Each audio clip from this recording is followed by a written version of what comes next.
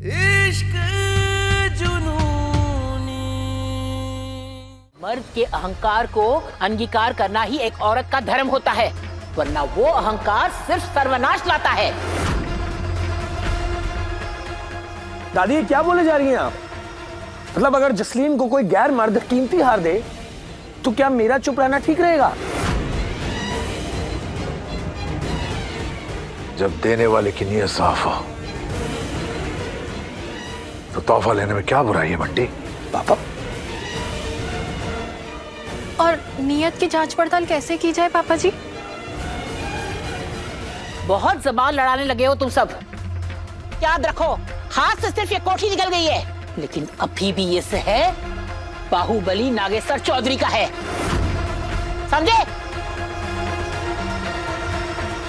अम्मा, बात छोटे बड़ी की नहीं है, सच और गलत का है। बड़ों के गलत में बच्चे साथ दे, ये भी तो सही नहीं है ना। चुप रहो कुसुम बहुरिया। हमारी कही हुई हर बात पितृ सत्तात्मक समाज के नियम है, और मर्द के अहंकार का सम्मान करना औरत का परम धर्म है। धर्म नहीं दादी, उत्पीड़न कहते हैं उसे। क्या मर्द के अहंकार के आगे औरत के स्वाभिमान की कोई कीमत नहीं है दादी?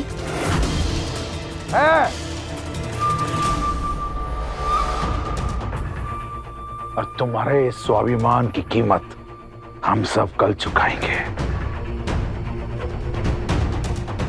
जब गुरु की फांसी की सजा तय हो चुकी होगी,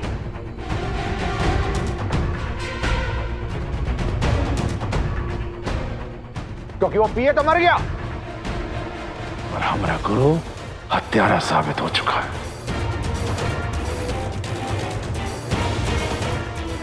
और यही सजा है गौतम का अपमान करने की।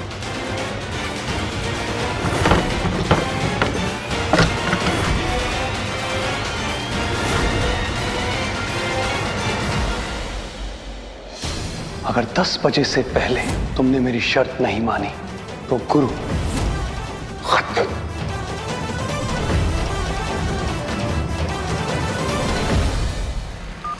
हेलो भैया, अगर गुरु को कुछ भी हुआ ना तो मैं भी अपनी जान दे दूंगी। गुरु मेरा प्यार है, मैं हर हाल में उसे अभी भी पाना चाहती हूँ भैया।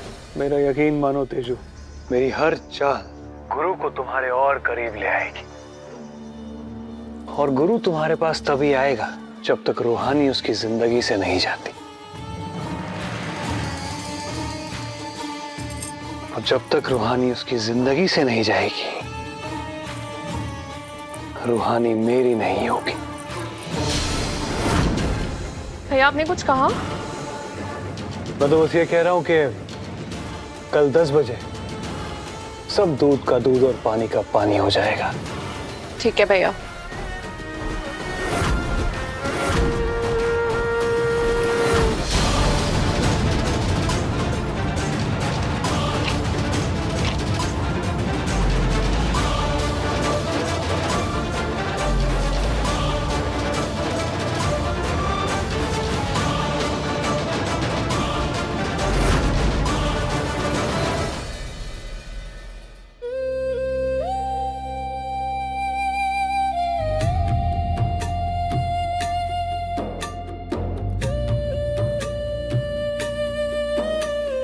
मर्द के अहंकार को अंगीकार करना ही एक औरत का धर्म होता है, वरना वो अहंकार सिर्फ सर्वनाश लाता है।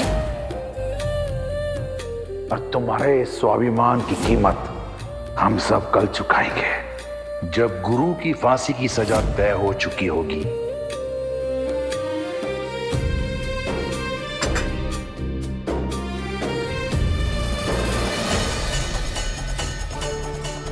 हे माता रानी, आज ये हाथ आपके दिए से तब तक नहीं हटेगा जब तक आप मुझे कोई रास्ता नहीं दिखा देती।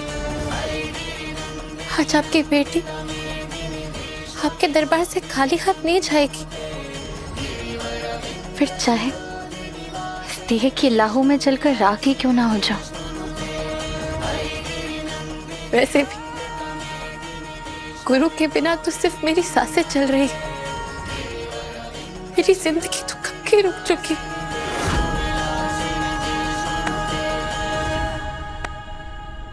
कौन है? तुम्हारी चेतना, तुम्हारी रूह। अगर मेरी चेतना हो तो सामने आओ, ऐसे अंधेरे में क्यों चुप रहे हो?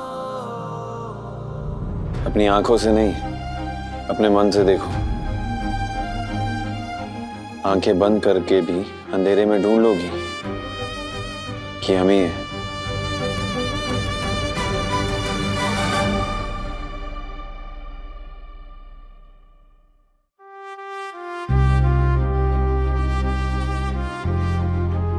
गुरु, तुम आ गए? हम नहीं है कंपाउंडर। माता रानी ने हमारे रूप में तुम्हारी रूह को लाकर खड़ा कर दिया है।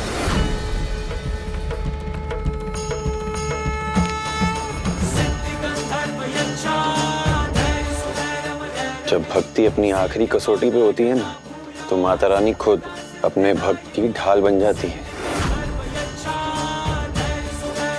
कभी उसकी हिम्मत बनकर, कभी उसका विश्वास बनकर, तो कभी उसकी खुद की चेतना बनकर उसके साथ चलती है।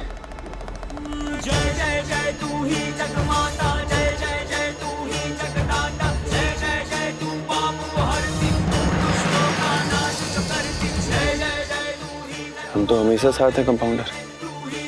जैसे तुम्हारी हर धड़कन में हम बसते हैं ना, वैसे हमारी हर सांस में तुम बसती हो।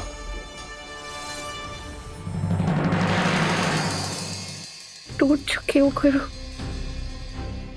कोई रास्ता नजर नहीं आ रहा है। हर रोज खुद को संभालती हूँ, हर रोज बिखर जाती हूँ। हर रास्ता पर नजर आ रहा है, हर फैसला गलत लगता है। लड़ते लड़ते ना थक चुकी हूँ मैं।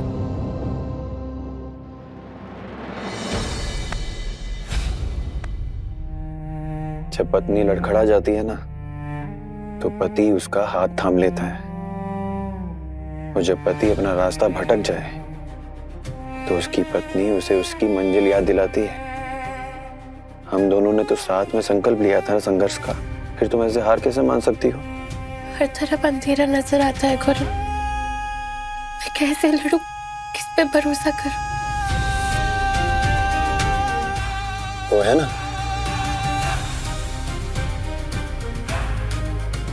उन पे भरोसा करो। अगर गौतम सिंह तुम्हें अपनी लंका में ले जाना चाहता है ना, तो जाओ, लेकिन कैदी बनकर नहीं, उसका अंत बनकर।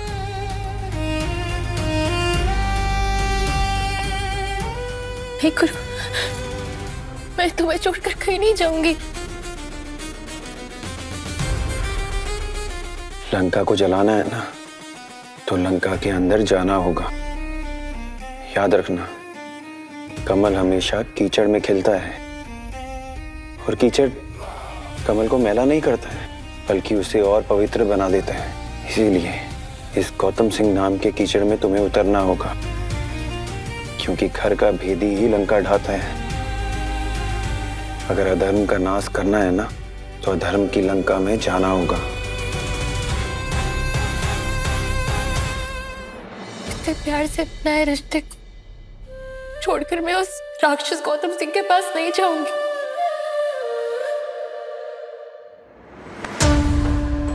एक बात हमेशा याद रखना कंपाउंडर, रिश्तों से बड़ा धर्म होता है, मोह से बड़ा कर्तव्य होता है, प्यार से बड़ा सच होता है।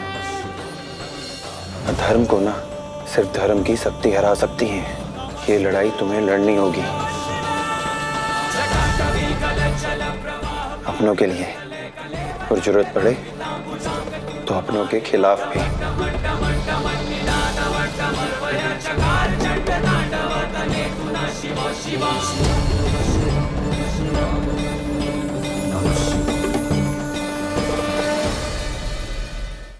इश्क जुनूनी, रात 9 बजे दंगल टीवी पर।